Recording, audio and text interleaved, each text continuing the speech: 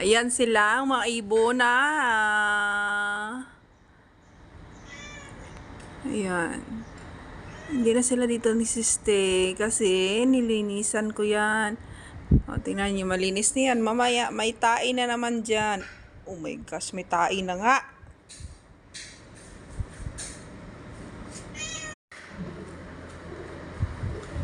Ming!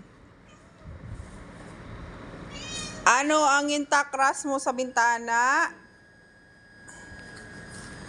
Ha? Ah?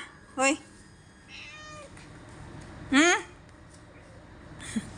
Matayan mo mga pispes.